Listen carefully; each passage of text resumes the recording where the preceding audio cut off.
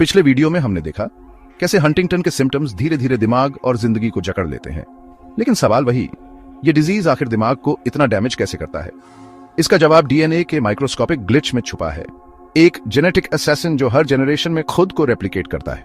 Normal conditions में HTT gene यानी Huntington gene एक ऐसा प्रोटीन बनाता है जो न्यूरॉन्स को ट्रांसपोर्ट, सिग्नलिंग और सर्वाइवल में हेल्प करता है। ये न्यूरॉन्स के लिए गार्डियन की तरह काम करता है, उन्हें स्टेबल और हेल्थी रखता है। यानी नॉर्मल HTT प्रोटीन न्यूरॉन्स को स्मूथ फंक्शनिंग देता है, लेकिन HD पेशेंट्स में यही जीन बन जाता है एक टिकिंग टाइम बॉम्ब। इसमें एक माइक्रोस्कोपिक ग्लिच आता है जिसे कहते हैं CAG repeat expansion. Normal HTT gene में CAG रिपीट्स 10 से 35 टाइम्स तक लिमिटेड रहते हैं, लेकिन HD पेशेंट्स में ये रिपीट्स 36 से 120 तक बढ़ जाते हैं। जितना बड़ा रिपीट उतनी अर्ली और सिवियर सिम्टम्स। अब म्यूटेंट HTT प्रोटीन न्यूरॉन्स में टॉक्सिक क्लम्प्स बनाने लगता है, न्यूरॉन्स को चोक करने लगता है। ये क्लम्प्स सिर्फ बेसल गैंग्लिया को ही नहीं बल्कि कॉर्टेक्स, हिपोकैम्पस और इवन हाइपोथैलेमस को भी डैमेज करते हैं।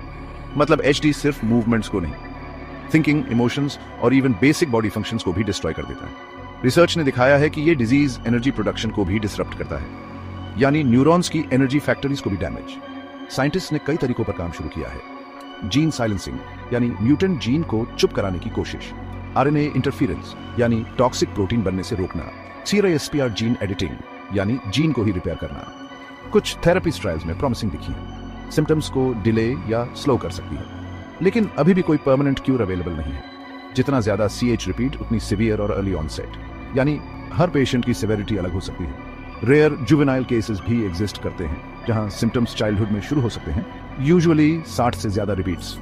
डिजीज की सिवियरिटी हर जनरेशन में इंक्रीज हो सकती है। इसे कहते हैं एंटिसिपेशन, यानी हर न्यू जनरेशन में सिम्टम्स अर्लियर और सीवियर होते जाते हैं। लेटेस्ट रिसर्च ट्रायल्स में हंटिंगटन लोवरिंग थेरेपीज जैसे एंटाइसेंस ओलिगोन्यूक्लियोटाइड्स ASOs पर काम हो रहा है, यानी डिजीज को जीन लेवल पर ही ब्लॉक करने की कोशिश। ये है हंटिंगटन्स, एक माइक्रोस्कोपिक ग्लिच जो जनरेशंस तक फैमिलीज को हॉन्ट करता है। साइंस इस जेनेटिक असैसिन को हराने के लिए हर दिन फाइट कर रही है। क्या हम इसे रोक पाएंगे? शायद एक दिन, लेकिन तब तक विजिलेंस और रिसर्च ही हमारी होप है।